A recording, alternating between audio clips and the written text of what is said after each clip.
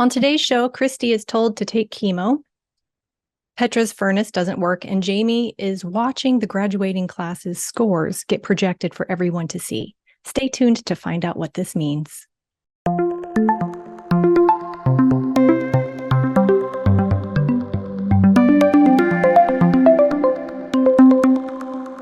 Welcome to the Dream Interpretation Podcast with your guest host, April Angel. Michael and Sandy aren't here today. If you're wondering who I am, I'm one of the lead instructors at the Ashling School along with Holly Beatros. Holly is the other lead instructor, and we work with Michael and Sandy to teach you how to interpret your dreams. Today's show is another half hour of us eavesdropping on the very personal communication between the spirit world and you on your journey, because that's what your dreams are, a communication from the spirit world to you, telling you what you're meant to be doing in life right now at this moment in time, and also commenting on what you've already done and seeing whether it was in alignment or not and why. So if you want to know what you're meant to be doing in your life right now, look no further than your dreams.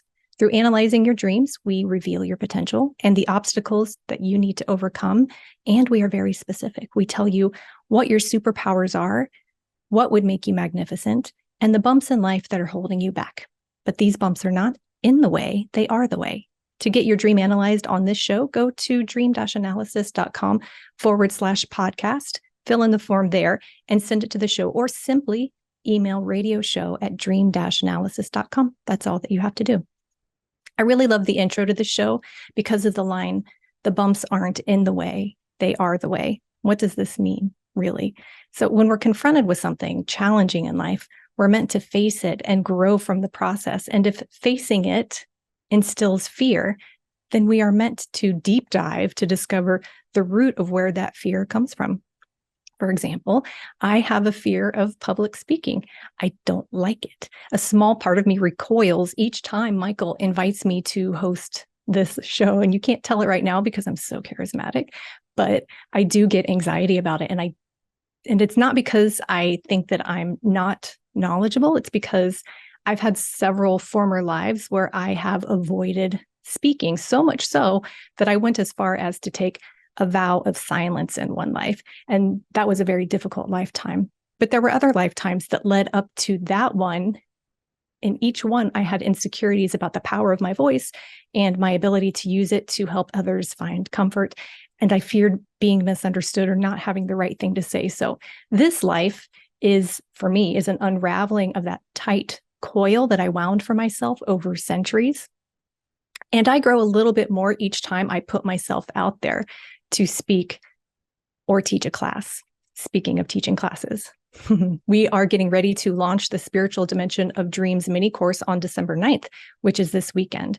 And this class runs for 2 Saturdays. And in this class, I will personally be teaching you how to discover your spiritual gifts and dreams. You will learn the dream symbols and keys for 8 gifts. And I will be looking at your dreams in class to show you real examples of how gifts show up in your dreams. And not only that, this course also includes a private reading with me where we look at 2 of your dreams together to discuss your gifts. So you pick a dream and I pick a dream, and we're going to discuss your gifts and any bumps or blocks that are in the way so you can move forward and express those gifts.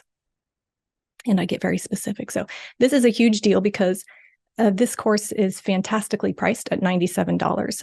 And normally a dream reading with me costs twice that much. So you're getting a great deal. It's a full package. So go to dream-analysis.com/courses to sign up before December 9th. Okay, let's look at some dreams. Christy's dream is called talking/begging my way out and teleporting into someone's head. So the first dream, it's kind of a 2-part dream. Like they're connected, but it's not the same dream. They're not joined together. So in dream 1, I think I'm in an apartment or a big center with apartments, but it wasn't clear when I woke up. And I'm following a treatment for my cancer. Now, this dreamer has cancer in reality.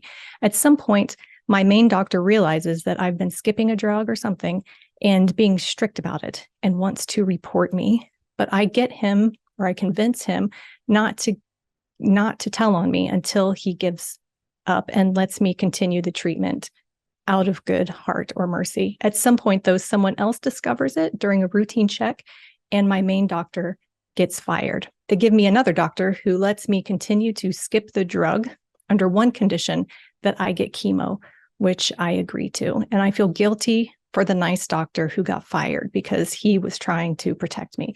Now, the first rule of dream interpretation is you are everything in your dream. And this dreamer does have cancer, unfortunately, like stage 4. It's progressed a lot.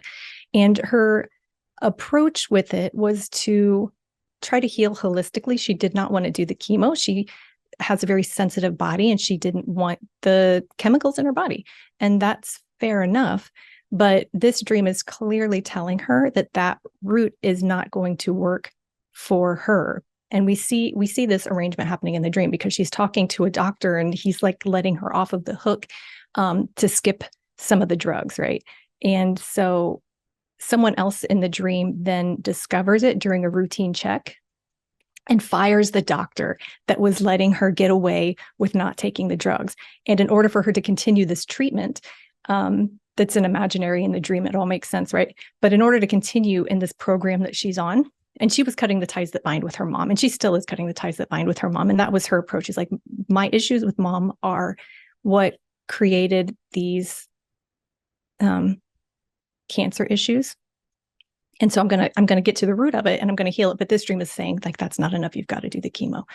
And we'd been telling her that all the time and she was resisting. So this dream was telling her that you got to take the chemo. She agreed with her guide in the dream state. Like, she can't get away with it. The other doctor that was letting her get away with it was fired and she agreed to take chemo.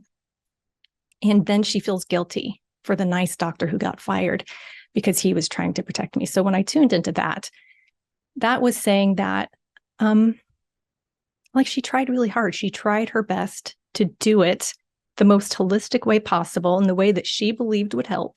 And she couldn't keep from doing it. So the guilt in this dream is really connected to the guilt that she would feel with feeling like she let herself down, that she couldn't do it all on her own and that she needs to resort to the drugs. And this was a hard thing for me to tell her. She didn't want to hear it. She's very certain that that she could handle it the way that she was doing it. And I knew that that was very sensitive. So I was really thankful for this next dream that was connected. So dream 2, there's a similar dream, but I'm with my boyfriend and we travel to someone else's mind without them knowing. We are tiny size. There's something that we need to do or get, maybe files or information from that person's head. But my boyfriend is so slow that we lose precious time. And she, the person whose brain we're in, is about to come back. But she comes back before we can get out of there. If she comes back before we get out of there, we will be wiped out of existence. So she does come back and we're still in there. So the worst is about to and has already started to happen, but I don't remember how. I don't remember how I managed to convince her not to wipe us out. And she finally agrees. She gives us a few more seconds to get our things together and teletransport ourselves out of her mind. So this one was wild. So in this dream, it's really telling us about the root cause of why she is resisting taking chemo. Now, she was being very, so noble about accepting the pain of the cancer and really just embracing the experience of it and not fighting it. But this dream is showing that she had an experience with mom, because in this dream, she's begging the woman not to wipe her out. So her mom was very, very abusive. And she would literally, in her mind, beg mom to stop hurting her when she was younger and mom was on an attack. So that's what this dream is about. It's saying that you used to get attacked by mom when you were very small, because she and her boyfriend were a tiny size in mom's brain. So she has the ability to project her mind, and the dream is just pointing that out. But she used to beg mom to stop when she was very young, and not taking the chemo would be very similar to the kind of punishments that mom used to lay on her. Mom used to make her pick the thing that she would get hit with, and also pick the amount of hits that she would get. And so it was kind of a torture where she had to decide well, if I choose too small of a number, if I say only hit me twice, mom is going to quadruple that or double a number. So I have to pick enough hits in order to not get mom to just double that number. So it was kind of a torture where it's like, I have to choose the poison that's going to hurt me. And that's what chemo felt like. Like choosing to do chemo feels like accepting this torture that's gonna hurt. It's gonna be a lot of pain. And I don't want to do that. So the dream is saying that in order to heal and face this fear that she has about suffering, like this is going to be a big part of the bumps. Some people's bumps are so big, my goodness. So it's really like take the chemo. You need the chemo, face whatever happens on the chemo. And that's going to be the key for you healing your issues with mom. And it's really hard and it's really sad. And she definitely had to think about that for quite some time. But she is finally taking chemo, and it is as horrible as she thought it would be, but she's doing it. So good for her. Okay, the next dream is called Furnace Repair. And it's from Petra. So I'm at my old house on 42nd Street. The furnace is not working. Brody, Logan, and Micah are with me. There is a little boy there named Neil, who's maybe 5 or 6. I'm downstairs and notice that the furnace isn't working. And in the playroom, there is a giant wooden cabinet placed over the fireplace. It's sitting on top of a gross moldy blanket that is laid on the hearth. I call a repair person. When he arrives, he is blonde, and my ex-husband shows up with my oldest son. The repairman goes downstairs to the utility room to see what's wrong. And when he comes back upstairs with a diagnosis, my ex is trying to butt in and say what's wrong with the furnace. The repairman says he doesn't know this special type of furnace. The repairman says that the asphalt poured under the furnace has creeped over the oil lines and clogged them up. It will cost $2,000 to repair it. I asked if he can repair it now, and I will pay him in a few days after I transfer the money into my checking. He hesitates. My ex says his dad has offered to pay for it. He is standing at the hearth and of the upstairs fireplace. The repairman agrees to the repair. I ask my ex about the cabinet, and he brought it and placed it over the fireplace downstairs. I tell him the blanket is too moldy. He says he will haul it out of there and take it to the dump. So her ex is the one that put the cabinet and the blanket at the fireplace. And then I see the boys out to the street. They're getting in my in-laws' cars. I help load all the boys into the car and remind my in-laws about Neil's appointment at the pediatrician that my boys use. Neil is still in his pajamas. Okay, so this one is definitely about the heart, and that's easy right away from the name of the dream called Furnace Repair. Furnaces are about the heart, and then we see a fireplace, and then we see a hearth. The fireplace and the hearth are about the heart. The hearth is a pun on heart. So we definitely know it's about the heart. Now, this dreamer is also cutting the ties that bind with mom. So she notices that the furnace isn't working. So that means that she has an issue with sharing. And Neil is a student that she used to teach in classes. And she said what stood out about him was, well, he's Indian, but also that he never spoke in class. He was a very, very sweet boy, but he just never spoke up. So that's her issue. She doesn't feel confident sharing her feelings. And this is a karmic issue that she is to repair. And it sort of runs in the family. And we'll see more of that later. The wooden cabinet is going to represent her elimination system and all of the things that she is sort of stored away and compartmentalized in order to not share with other people her true feelings, because it's on the fireplace. We know that that's what that means. And it's sitting on top of this gross moldy blanket. So it's saying that protecting herself is creating a condition in her body which allows, like, usually mold can represent candida. So there's that showing up in this dream. So she calls the repair person, which is really great. So that she's calling on a guide. A guide is showing up. He's blonde in the dream. So he has a title and he's blonde, which signifies him being a guide. And he goes to the basement and says that there's a really difficult problem. The asphalt has creeped over the oil lines and clogged them up. When I channeled on this, I got that she has issues with that she will have issues with her arteries being clogged, like major health problems. But cutting the ties that bind, the work that she's doing now is helping this issue because they're discussing how much is this going to cost to fix. And the repairman says it's going to be $2,000. The number 2 is about balancing your heart. It's about equal sharing and taking, giving and taking, listening and talking. It's about balance. So he's saying, like, you need to balance your heart. That's how much it costs to repair this issue. And she asks, like, well, can you just do it now and I'll pay later? And that's kind of an imbalance, right? Like, you invest, I'm going to hold back. And her ex luckily steps in and says, I'll pay for it. So the masculine energy is stepping in, and that's what she needs. She needs more confidence to speak about her issue. We know this because of the little boy who's Indian in the dream, meaning that she has this karmic issue to deal with. So the male steps in and says, I'm going to pay for it. Now the issue is getting repaired. This is a really great dream, actually. Even though it shows the problem, it's also showing the masculine energy stepping in to do something about it. So this is really good. She contacted me, or she let me know after this dream, that her family has a lineage of heart problems, actually. The women in the family do have died of heart attacks. So this dream was a really powerful one for her to get the interpretation of, and to see that it's being addressed before she even knew that there was a problem in her own body. So the repairman agrees to the repair. So that means that she is doing the work that needs to be done.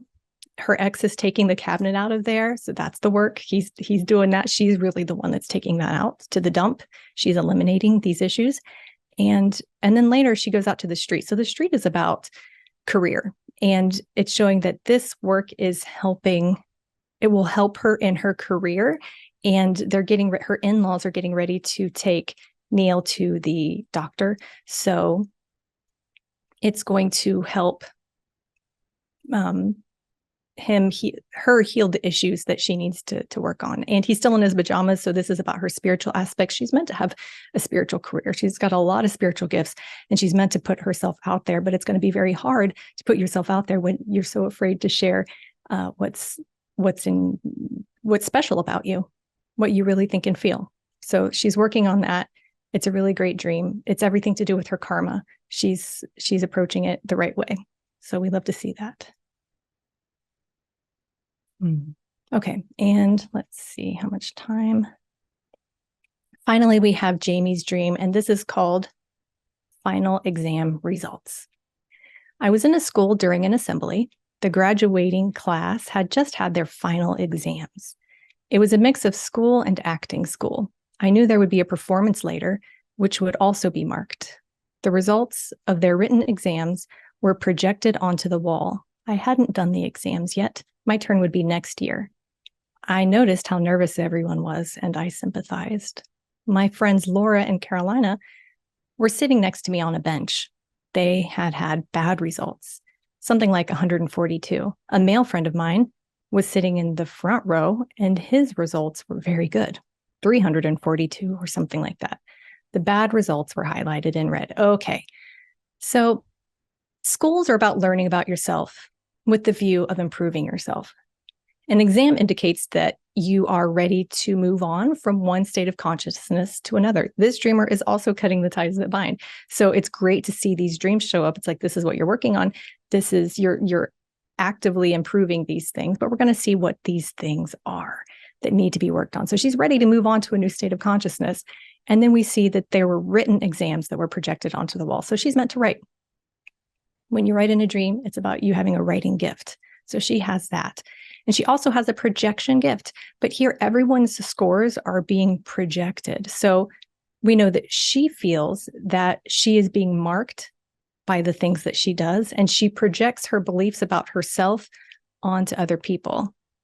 So like she's kind of judging herself in these instances, and it feels like everything is being scored, and you either get a good score or you get a bad score. So that's what she's doing. And the things that she's thinking about herself, she's projecting onto others around her, specifically mom. She's cutting the ties that bind with mom. So she says that she's aware that everyone is nervous and she has sympathy for them. So this shows that she's acutely aware of how other people feel.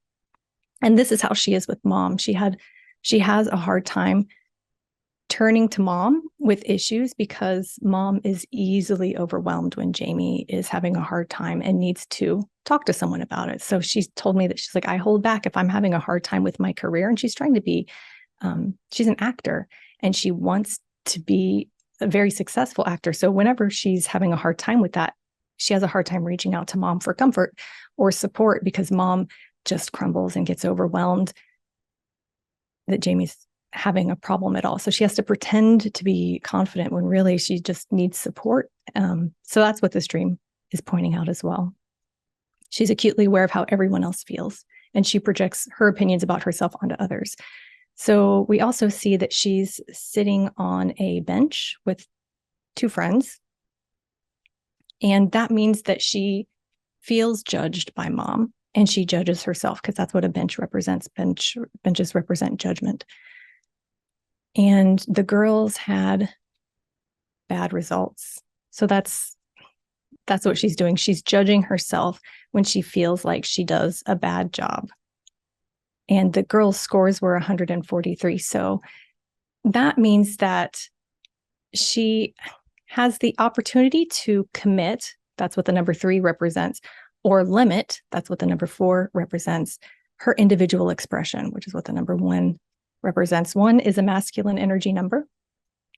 And so we see the man got the better score, her male friend. So the male score being better is an example of how Jamie compares herself to others. Like, that one's doing better than me.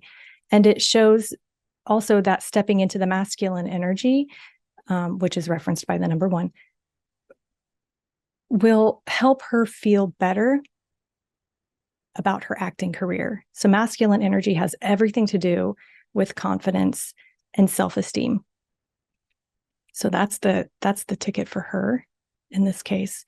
And she's being asked to stop judging and comparing herself and to develop compassion for herself when things get tough, because that's what she's doing. She's sitting there and she sees everyone being nervous and she sympathizes with them. So that's what she's being told to do. Instead of judging yourself when you're nervous and you're having a hard time or you feeling like you're being bad at what you're doing, just have compassion for yourself, have some sympathy for yourself instead of like making it worse and projecting these beliefs about yourself onto everyone else, thinking everyone else is judging you the same way that you judge yourself. They're really not. This is just you. So we need to work on that because it got picked up from childhood because of the way that mom was. Let's see, is there anything else in this dream? Yeah, it's time to expand her consciousness and develop these aspects of herself. It's really, really positive. The dream also said that the bad results were highlighted in red. What does this mean? Well, the bad scores being highlighted in red is trying to infuse joy back into the results that she gets instead of being hard on herself.